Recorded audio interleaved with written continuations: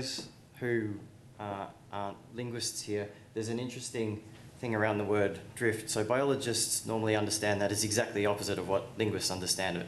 It's this random change, whereas thanks to Sapir, linguists have this meaning of drift, meaning parallel change. So I'm talking about getting Sapir's drift, parallel evolution. So languages are rapidly evolving systems whose diversification can contribute into the processes of cultural macroevolution. Phylogenetic methods are nice. They can help us to reveal evolutionary patterns. Particularly, they can help us reveal patterns, the evidence for which is really quite subtle and widely distributed across a large language family, and is quite difficult for a normal human brain with a little bit of pencil and paper added to pick up. So here we're having a look at answering a century-old question of whether diverging languages undergo parallel grammatical evolution.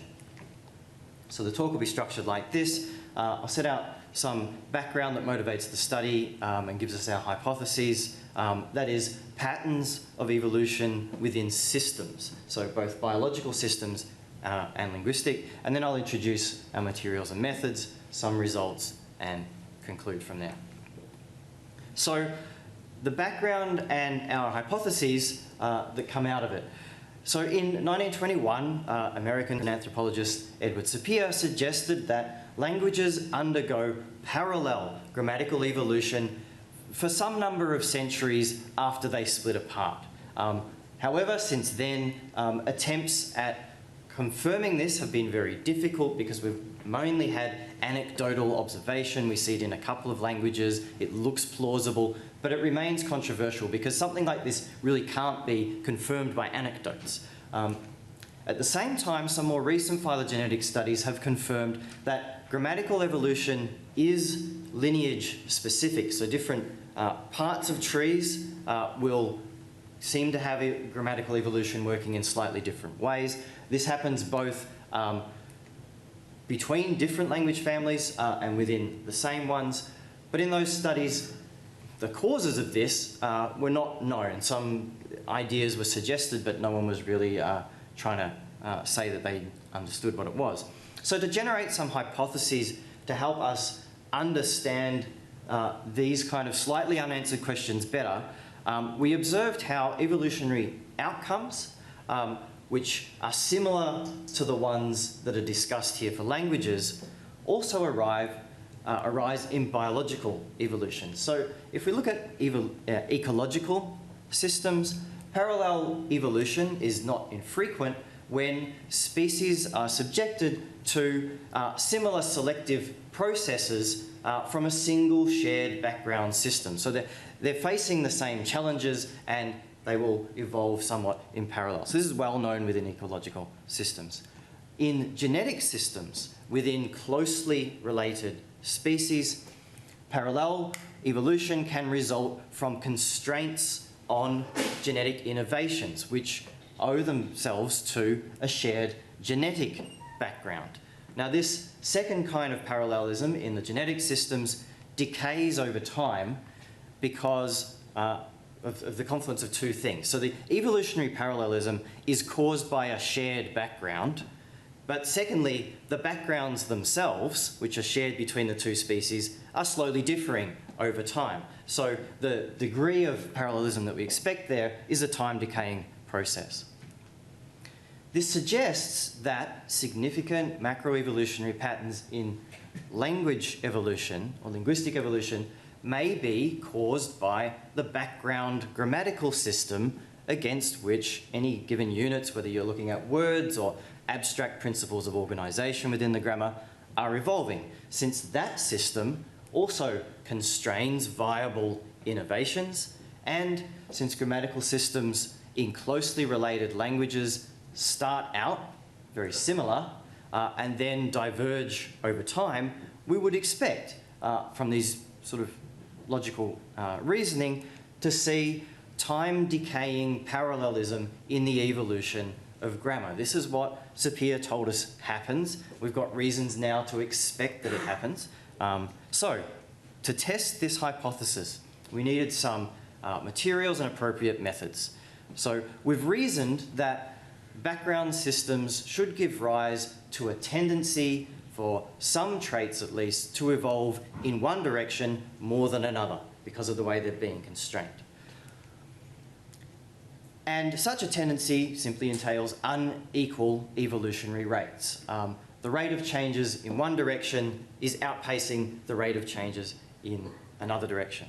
Now, when evolutionary tendencies are causally due to backgrounds that themselves are evolving, then what we're talking about here, what we're interested in, is unequal and time-varying rates. This is the thing that we need to study. We need to have that kind of stuff in our model if we're going to be able to test the hypothesis that we're after.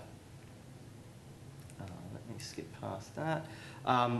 So accordingly, in this conceptual model of trait evolution, we used a quantitative inferential model for the evolution of grammatical traits, which consists of a generalized covariant hidden Markov model of binary trait evolution. So we allow the model not only to infer rates of change from A to B and B back again, but we allow there to possibly be multiple rate regimes corresponding conceptually to different grammatical backgrounds which may exist over the course of history, and we allow evolution to shift between the different rate regimes. That is how we are conceiving that the system would be responding to differences in the background over time.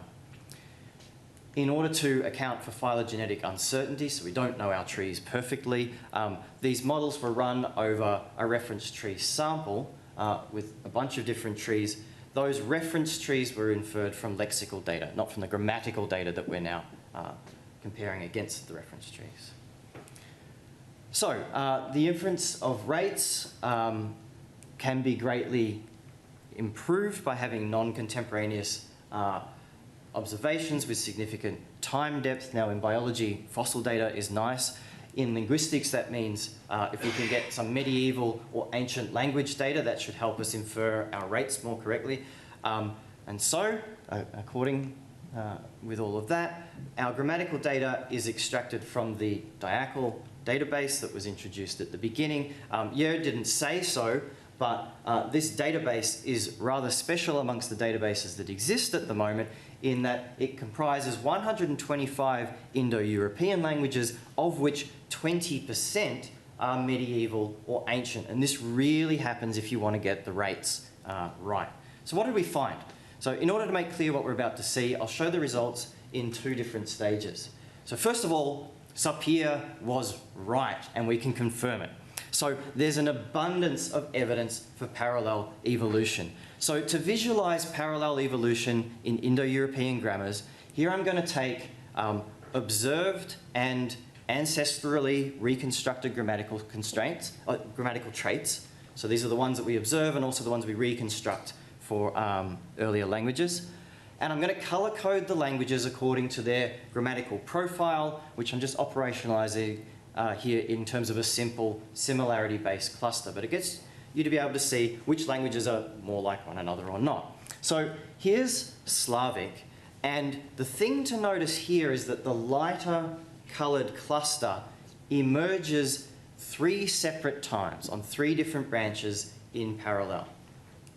Here's North Germanic, harder to read, but if your eyesight is better than mine, I'm colorblind, then you'll be able to see there that we've got parallel emergence again on 3 different branches. In Western Germanic, we've got more data here. We get parallel emergence on 4 different branches. So this is a way of visualizing the fact that Sapir was indeed correct when we do the ancestral reconstruction using that model that allows rates to change over time, which is absolutely necessary if we want to test the hypothesis that we're looking at. Can I ask a question? Yeah.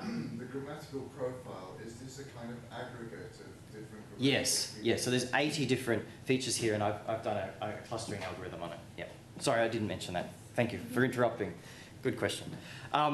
So these, at the moment, though, are nice diagrams, and visualizations can be good to show you something, but you want something a little bit more firm than that. So what we predicted, of course, is not merely that there's parallelism in the evolution here, but there should be time decaying parallelism. So the question is, do we actually get it? So how do we test for time decaying parallelism? Well, first we need to notice that there are two hypotheses here. First, suppose that the background grammatical system is diverging over time, and it just simply purely diverges. If you go down one branch and down another, the background grammatical systems are just getting more and more different to one another.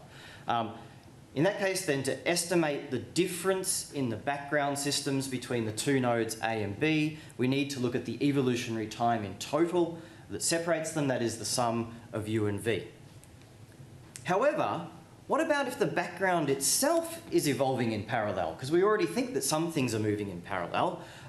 So then during these upper parts of the tree, with the two lengths V, if we've got a purely parallel evolving background, then along those branches everything has happened absolutely synchronized. And therefore any difference in the background between the nodes A and B will just be due to that last little bit U minus V at the end. So in a model with purely diverging backgrounds, the difference in backgrounds between nodes A and B is going to be a function of U plus V. In a purely parallel evolving scenario, it's a function of U minus V.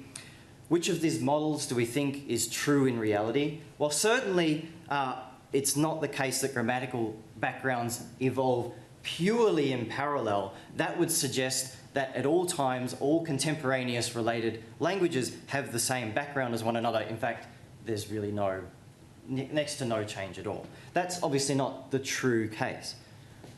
But equally, we saw in diagrams before that some aspects of grammar are evolving in parallel. Now, if those aspects of grammar function as the background system for yet other traits, then the evolution of their relevant background is evolving at least mildly in parallel. So it may be a mix of these two different things. So to test for parallel evolution due to an evolving background, whose own evolution is primarily diverging but weakly parallel, we did a regression of parallel changes along any pair of branches in the Indo-European tree versus the distance between those branches under both the cophonetic model, which is the one on the left, and a sort of parallel model on the right. So we're taking two different ways of calculating what would the distance be between any two nodes. We're looking at parallel changes in the tree. So what do we get? We tested two models. The first is a simplified model with just divergence, pure divergence. The second one is the one that combines a little bit of both. When we look at it, both of those models turn out to be significant, so that confirms statistically what I was showing you visually before, that more closely related languages are more likely to undergo parallel changes. So we can confirm that statistically as well as just in the nice diagrams. But secondly, the more complex model explains the data better than the simpler model, which confirms that backgrounds are not purely diverging. Some of the backgrounds themselves are actually evolving in parallel a little bit as well. So then, given that the model has two components, how do the contributions of those two compare? So we've got the idea that backgrounds are diverging and the idea that they're weakly parallel as well. That's represented in two different parts of the model, so let's compare what those parts of the model are doing. So we've got an asymptotic time decaying model. For each of those components, there are two parameters. So there's the magnitude or the scale of the effect at its peak, and then there is the half-life or the rapidity of the decay. And what do we get comparing those two components? For the scale, where the value of 1 indicates a doubling of the probability of parallel changes at the peak of the effect, the 95% confidence interval for the divergent component of the model is between about 0.5 and 1. For the parallel component, it's much less. So it's more the case that the background grammatical systems which are causing parallel evolution are diverging. That the effect from that is larger than the effect from any parallel evolution in the backgrounds themselves. In terms of half-life, this will be quite interesting. We're going to measure this in years, looking at the 95% confidence interval again. For the divergent component, so how long does this effect go on is the idea. Sapir said a couple of centuries. So it seems that the half-life that's contributing to parallel evolution is about between 2,000 and 3,500 years, as we detect in the data. For the parallel component, this is while your backgrounds themselves are still evolving in parallel, that's really quite short. Although it's a non-zero effect, it doesn't last for very long.